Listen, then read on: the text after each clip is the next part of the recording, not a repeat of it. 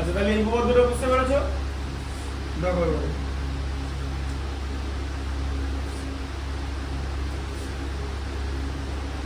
মোট কথা তোমাকে ছবিটা এঁকে নিতে হবে, ঠিক আছে? ছবিটা এঁকে জিনিসটাকে বুঝে মনে রাখতে হবে। কারণ দেখো এগুলো খুব একটা ডিফিকাল্ট উপপাদ্য সেটা কিন্তু না, এর থেকে আরো ডিফিকাল্ট উপপাদ্য হয়, ঠিক আছে? তো তখন তো মুখস্থ করতে হবে না। দেখবে অনেক টিচার বলে যে উপপাদ্য মুখস্থ করতে হবে। এই মুখস্থ মানে কি সেটা তো নিজেরা বলে না, এটা মানে কিছুই নয়।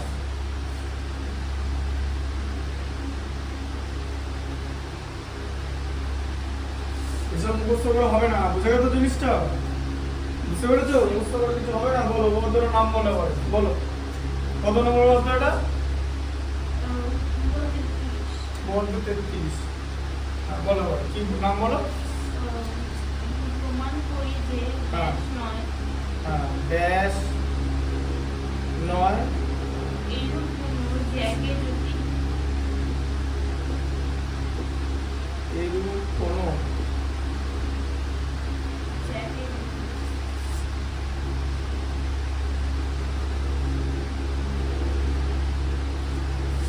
যে ইংরেজি জানো পর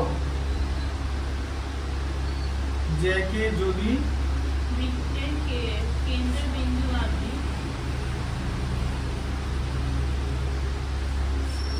বৃত্তের কেন্দ্র বিন্দুগামী সরলরেখা সমদ্বিখণ্ডিত করে, তাই তো?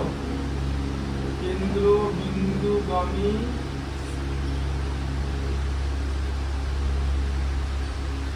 সরলরেখা তাহলে এই সরলরেখা সমদ্বিখণ্ডিত করে।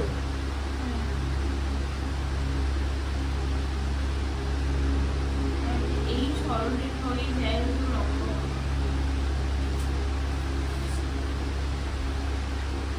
তাহলে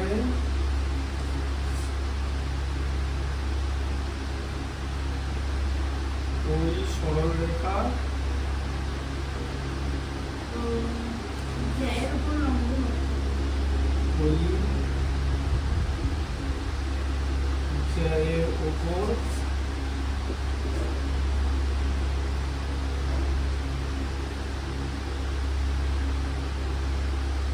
লম্ব হবে, তাই তো? তাহলে বলে যে ব্যাস না, তো ছবিটা একই রকম থাকবে। তাহলে প্রথমে দেখো এটা বৃত্ত অঙ্কন করা হলো, এটা হচ্ছে বৃত্তের কেন্দ্র। তাহলে ব্যাস না এরূপ কোন জ্যাকে যদি বৃত্তের কেন্দ্রবিন্দুগামী সরলরেখা সমদ্বিখণ্ডিত করে, তাহলে এবারে এরকম একটা জ্যা আঁকা হলো, ঠিক আছে? সমদ্বিখণ্ডিত করবে এরকম ভাবে কেন্দ্রবিন্দুগামী সরলরেখাটার নাম কি? এটা, তাই তো? এই যে জ্যা থেকে কেন্দ্রের দিকে যাচ্ছে, তাই তো? ও এ বি ডি, তাই তো? তাহলে জ্যার উপর লম্ব হবে। তোমাকে প্রমাণ কি করতে হবে? প্রমাণ করতে হবে যে ওডিটা এবির উপর লম্ব, তাই তো? এই যে এবিটা হচ্ছে জ্যা, ওডি লম্ব এবি, তাই তো? তাহলে ওই সরলরেখা ওই জ্যার উপর লম্ব হবে, এটা তোমাকে প্রুফ করতে হবে। You have to prove it. আচ্ছা তোমার কাছে কি দেওয়া আছে তাহলে? এবার ওই ছবি এঁকে অঙ্কন এটা করতে হবে যে ও এ কমা ও বি যুক্ত করা হলো,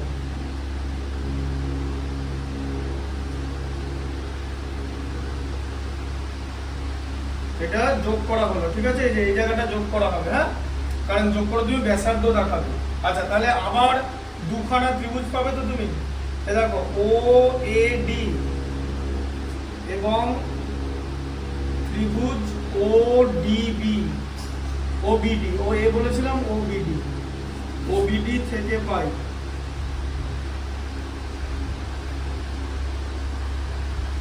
ঠিক আছে? কি পাচ্ছ বলো? এ দেখো যে ওডিটা এই পার্টটা সাধারণ বাহু, তো 1 নম্বর পেয়ে গেল। ওডি সাধারণ বাহু। সাধারণ বাহু কেন বললাম? তার কারণ হচ্ছে এই বাহুটাকে দুটো ত্রিভুজই ব্যবহার করেছে, তাই তুমি যদি বাহু মেলাতে যাও সেই ওডি ইকুয়াল টু ওডি হবে। হ্যাঁ ওডি ইকুয়াল টু ওডি, ওডি সাধারণ বাহু। সাধারণ বাহু কথাটা মানে কি? যে বাহুকে দুটো ত্রিভুজই সমানভাবে ব্যবহার করছে। তোমার এ বলো, তুমি সবার আগে বলো যে এই ত্রিভুজের বাহু কি কি? একটা OA, একটা OD আর একটা AD, তাই তো? আর এটার বাহু কি? একটা OB, একটা OD আর একটা BD, তাই তো? তাহলে দেখো এটা তো দুই জায়গায় সমান আছে, তাই সাধারণ বাহু বলছি, ঠিক আছে? আচ্ছা, তাহলে কি হলো? এই বাহুটা সমান, তাই তো? আচ্ছা,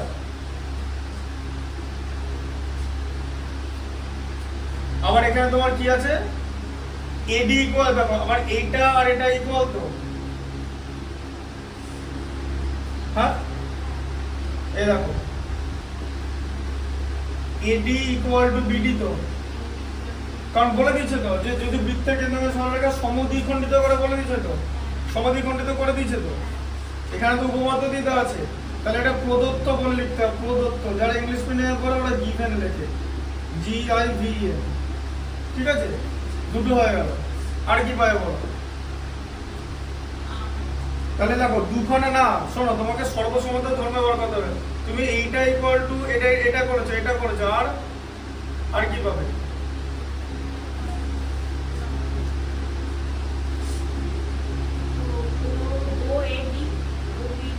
কেন আর কিছু পাচ্ছ না?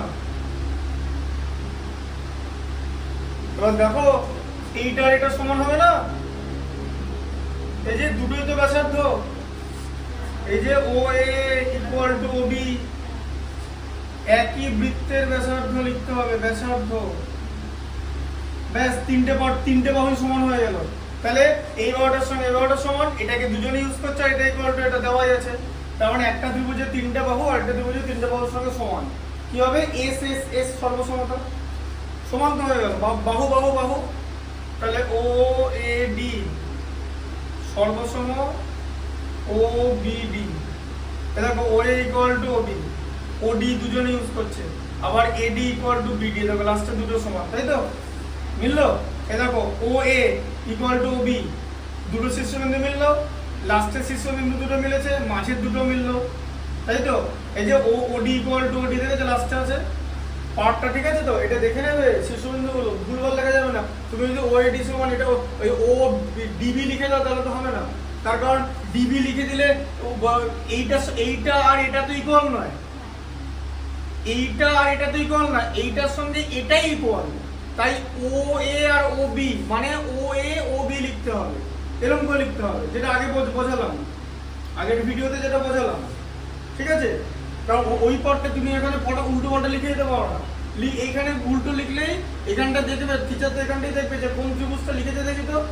এখন বলবে এই সব ত্রিভুজই এক, মোটেই সব ত্রিভুজ এক না, শীর্ষবিন্দু আলাদা করে দিলে তখন বাহু চেঞ্জ হয়ে যাবে, শীর্ষবিন্দু আলাদা করে দিলে বাহু চেঞ্জ হবে।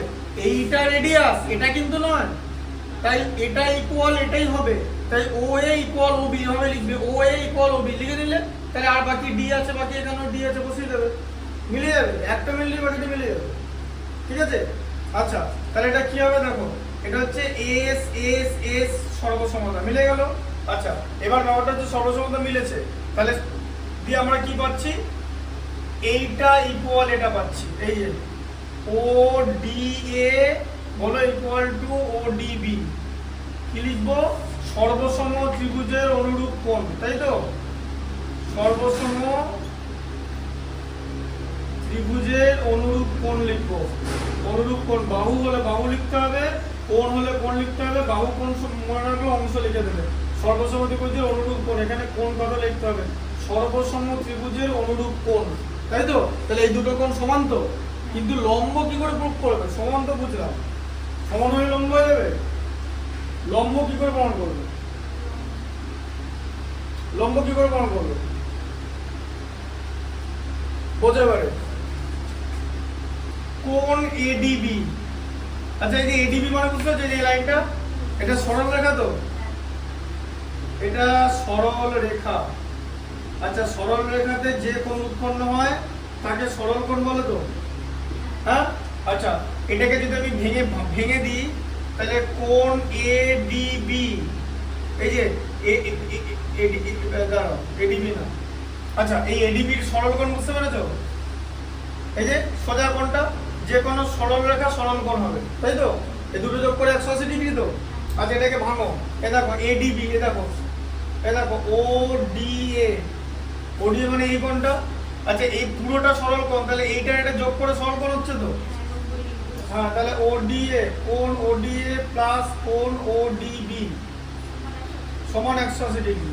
আবার এখানে লিখেছি দুটোই সমান, তা দুটোই যদি সমান হয়, দেখে না দুটোই যদি সমান হয় দুটোকে A ধরি, হ্যাঁ তাহলে A plus A equal to 180 তো, হ্যাঁ 2A equal to 180, A equal to 180/2 মানে 90 ডিগ্রি। দুটো পার্ট সমান হলে আমরা 2 দিয়ে ভাগ করি, আমরা তখন এইভাবে অঙ্কে তাড়াতাড়ি লিখে দিই যে ODA equal to ODB equal to দুটো পার্ট যদি সমান হয় 180 কে 2 দিয়ে ভাগ করি, ঠিক আছে। যদি বলে যে দুটো অংশই সমান আর যোগফল 8, তাহলে কি হবে 4 করে 2 দিয়ে ভাগ করে, তাই তো। তাহলে 90 ডিগ্রি, তাহলে 90 ডিগ্রি দুটো কোণ 90 ডিগ্রি হচ্ছে, যে 90 ডিগ্রি মানেই লম্ব হবে, ব্যাস। তাহলে সেখান থেকে তোমার প্রুফ হয়ে গেল যে OD লম্ব AB, এই যে 90 ডিগ্রি হলেই লম্ব হবে আর লম্ব হলেই 90 ডিগ্রি হবে। আগের অঙ্কটা কি ছিল, লম্ব ছিল বলে 90 ডিগ্রি, আর এখানে 90 ডিগ্রি প্রুফ করে দেখালাম লম্ব, কারণ লম্ব মানে 90 ডিগ্রি। প্রুফটা বুঝতে পারলে? এরকম ভাবে জিনিসটা করতে হবে। এবার এগুলো তোমাকে প্র্যাকটিস করতে হবে। প্র্যাকটিসের থেকে বড় কথা, এটা তো দেখে দেখে টোকা না প্র্যাকটিস, মানে তোমাকে জিনিসটা বুঝতে হবে এইভাবে। এই পার্টের ব্যাপারটা বুঝতে পেরেছো তো, যেটা যার সঙ্গে সমান সেটা লিখতে হবে, ঠিক আছে। হ্যাঁ যেটা যে পার্টটা এটার সঙ্গে এটা সমান, তাই OA OB লিখে দিলে ব্যাস, পেছনে D করে বসিয়ে দাও, কারণ D ছাড়া আর তো কোনো শীর্ষবিন্দু নাই ত্রিভুজের।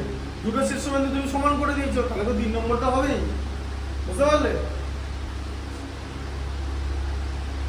এখন যদি জিজ্ঞেস করো যে অ্যাঙ্গেল অ্যাঙ্গেল অ্যাঙ্গেল এরকম কেন সর্বসম্মত হবে না, দেখো একটা কথা বলি, একটা বড় ত্রিভুজ আঁকবে, সেখানেও ধরো একটা অ্যাঙ্গেল 60, এটা 50 আর এটা হচ্ছে 70, এরকম হয় তো। 6 7 13 আর 5 18 মানে 180 ডিগ্রি। আচ্ছা ছোট্ট ত্রিভুজ আঁকবো, সেটা ধরো 60 50, এটাও তো 60 হতে পারে, এটাও তো 50 হতে 70 হতে পারে, এটাও তো 50 হতে, এরকম তো হতে পারে তো। ছোট ত্রিভুজ হলে যা দুটো একই রকম দেখতে নাকি, বাহুগুলো তো বড় বড়, তাহলে তো মিলবে না। তাই অ্যাঙ্গেল অ্যাঙ্গেল অ্যাঙ্গেল কনগ্রুয়েন্স হতে পারে না, এই ধরনের এ বলে হতে পারে না, বুঝতে পারলে? কারণ একই রকম তারা দেখতে না, কারণ এটার ভেতরে ঢুকে যাবে 3-4টে, দেখতে কি করে হয় জানো, এইভাবে একটা যদি ধরো এরকম একটা সর্বসম ত্রিভুজ থাকে আর একটা সর্বসম, একটার উপর আরেকটাকে বসানো হয়, বসে যদি দেখা যায় যে একই রকম করে বসে গেছে, চালি সর্বসম মানে ওভারল্যাপ করে এখানে আসবে, এটার ভেতরে ঢুকে যাবে, এই মালটা তো এটার ভেতরে ঢুকে যাবে, এরকম সাইজ হয়ে যাবে, তো একই হলো কি? এবার বুঝতে পারছো যে অ্যাঙ্গেল আমার, আমি বাড়ির সাইজের ত্রিভুজের অ্যাঙ্গেল এরকম হতে পারে, কারণ ত্রিভুজ যত বড়ই বানাও বিশ্বের, সেটা তো 180 ডিগ্রি বেশি হবে না। আবার ছোট ত্রিভুজ যদি এইটুকুনি বানাও, সেটাও তো 180 ডিগ্রি হবে, তাই না? তাই কোন তিনটে কোণ সমান হলে সর্বসম হবে না, তিনটে বাহু সমান হলে সর্বসম হবে। তিনটে বাহু সমান হয়ে যাওয়া মানে দুটো ত্রিভুজ একই তো, তিনটে বাহু সমান হয়ে যাওয়া মানে একটা ত্রিভুজের ওপরে একটা ত্রিভুজকে বসানো যাবে, তাহলে সর্বসম হয়ে যাবে, ঠিক আছে। আচ্ছা বুঝতে পারলো এটা?